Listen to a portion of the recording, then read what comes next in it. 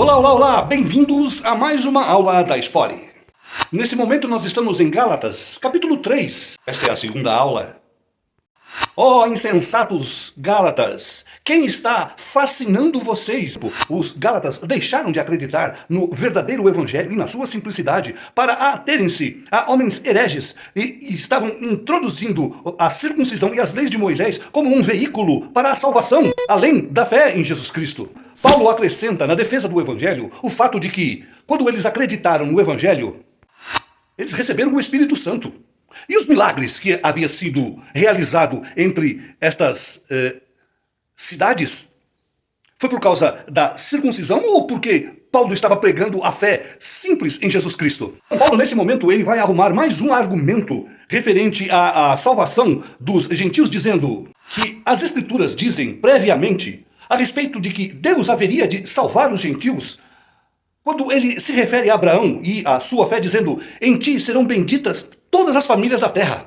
Toma esta referência da fé de Abraão, porque quando Abraão acreditou que poderia ser pai, mesmo sendo incapaz por sua capacidade humana, ele teve fé na promessa de Deus. Sendo assim, ele passou a acreditar. E aí a resposta foi que Abraão teve um filho. Como Abraão, ele acreditou em Deus e recebeu a promessa, Paulo, então, ele relata que, por causa deste ato de fé, os gentios também seriam salvos por causa da fé em Jesus Cristo.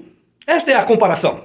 Desta forma, nós, os gentios, nós que não somos judeus, quando acreditamos no Evangelho, Deus olha e justifica a nossa fé, dando a nós o Espírito Santo, o mesmo Espírito que estava em Cristo Jesus, o Espírito da criação. Ele vem agora sobre o homem como uma justificação por sua fé no Evangelho. Todos aqueles que dizem: eu nunca fiz mal a ninguém, eu não desejo mal a ninguém, eu nunca matei, nunca roubei, eu nunca fiz nada de errado, que tentam se justificar pela lei, é óbvio que ninguém passa excusado. Todos que tentam se justificar na lei, em algum momento da lei, foram condenados. E esta maldição que veio sobre a lei, Cristo nos libertou. Cristo nos resgatou da maldição da lei, fazendo-se a própria maldição por nós. Sim, quando ele sobe na cruz, ele também foi amaldiçoado. A maldição da terra repousou, caiu sobre ele. E ele morreu. Ele se entregou. Mas ninguém o matou. A morte de Cristo matou a maldição, matou a morte, tirou o poder do pecado, envergonhou Satanás e, por fim, ele ressuscitou dentre os mortos. Cristo agora não morre. Cristo agora está vivo e, por sua vida, hoje nós somos livres de toda maldição, de todo o poder do pecado.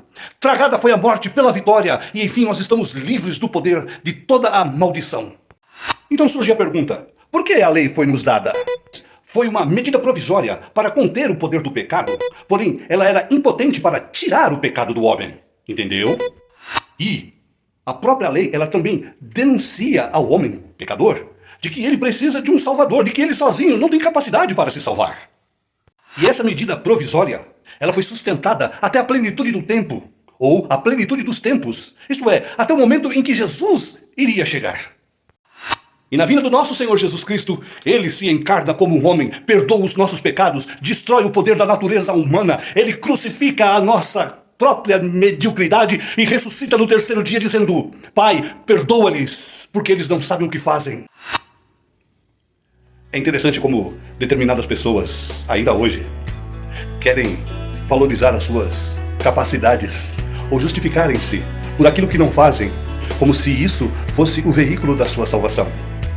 Mas bendito seja Deus que todos aqueles que entenderam o mistério da cruz de Cristo e são livres e não se justificam a si mesmos, são humildes o suficiente para entender que éramos pecadores e escravos, mas que Jesus Cristo nos libertou.